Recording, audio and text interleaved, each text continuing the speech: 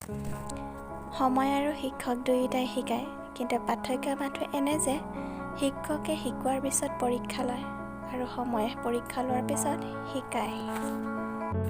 শক্তিশালী তেওঁ নহয় যিয়ে চিঞৰি নিজৰ খং প্ৰকাশ কৰে। শক্তিশালী সেইজনহে যিয়ে খঙৰ সময়তো নিজকে নিয়ন্ত্ৰণ কৰি। খং মানেই হ'ল চণ্ডাল। সেইকাৰণে নিজকে খঙক নিয়ন্ত্ৰণ কৰিব পাৰিব লাগে, নহ'লে বিপদ অনিবাৰ্য। খঙত মানুহে সকলো বেয়া কামবোৰ কৰে। সেইকাৰণে নিজকে খঙৰ ওপৰত নিয়ন্ত্ৰণ কৰিব পাৰিব লাগে। যিকোনো কাম আপুনি খঙত নকৰিব। খঙত কৰা কাম প্ৰত্যেকটোৱে বেয়া। শান্তি মগজুৰে যিকোনো কাম কৰিব, আপুনি সফল হোৱাৰ সুফল পাব। যদি খঙত কৰে, তেতিয়াহ'লে আপুনি অতিৰিক্ত ভোগ কৰিব লগা হ'ব পাৰে। দৰজা চাপৰ হৈয়ে থাকক মোৰ কোঠাৰ, যি নিজৰ বুলি ভাবিব তেওঁ খালী ঘৰ সোমাব। ঠিক তেনেদৰে যিয়ে আপোন মানুহ হ'ব, তেওঁ অলপ কষ্ট কৰি হ'লেও ঘৰত সোমাব বিচাৰিব।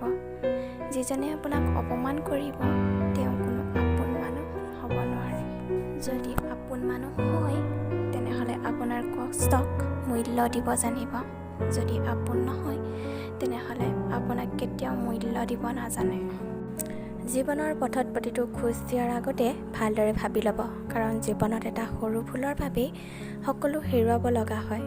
সৰু ভুল এটাৰ বাবে সকলোবোৰ ভাল গুণবোৰ পাহৰি যায়। কেতিয়াও হাঁহিবলৈ নাপাহৰিবা, কাৰণ তোমাৰ ওঠৰ সেই মিঠা হাঁহিটো মোৰ বৰ প্ৰিয় কোৱা মানুহজনক পাহৰিবলৈ নিদিবা, হাঁহিবলৈ দিবা। এবাৰ যদি হাঁহিব পাহৰি যায়, তেতিয়া পিছলৈ সেই প্ৰিয় হাঁহিটো হাঁহি হৈ নুঠে। কিছুমান কথা সদায় নিজৰ মাজতে ৰখাটো ভাল। নিজৰ সকলো অনুভৱ সকলোকে জনাব নালাগে, কাৰণ সকলোৱে সকলো কথা বুজি নাপায় আৰু সকলোৱে সকলো অনুভূতিৰ মূল্য দিবও নোৱাৰে। আৰু সকলো অনুভূতিৰ মূল্য দিব নোৱাৰাজনক নজনোৱাই ভাল। মূল্য দিব নোৱাৰাজনক মূল্য দিব পাৰিব বুলি আশা নকৰাই ভাল, কাৰণ আশাই মানুহক বহুতো হতাশ কৰে। নিজৰ অনুভৱ নিজৰ লগতে ৰাখক। তুমিও মোৰ দৰে হ'ব নোৱাৰা, ময়ো তোমাৰ দৰে হ'ব নোৱাৰোঁ। সেয়ে আনৰ লগত তুলনা কৰি নিজক দোষ দিব বাদ দিয়া। সকলোৱে নিজৰ স্থানত শ্ৰেষ্ঠ। হয়তো আনৰ চকুত নাজানো, নিজৰ চকুত নিজে সদায় শ্ৰেষ্ঠ হৈয়ে থাকিম। জীৱনত যিমানেই ডাঙৰ নহওঁ কিয়, আজিও কেতিয়াবা আঘাত পালে মুখত প্ৰথম শব্দ মা বুলিয়ে ওলায়। আমি মধ্যবিত্ত, নিজৰ সপোনটো ভাঙি আনৰ সপোনবোৰ সজোৱাৰ চেষ্টাৰে পাৰ হয় আমাৰ জীৱন। প্ৰয়োজনত আপোনজন সুখৰ বাবে তেওঁৰ পৰা আঁতৰি অহাটো প্ৰকৃত ভাল পোৱাৰ উদাহৰণ।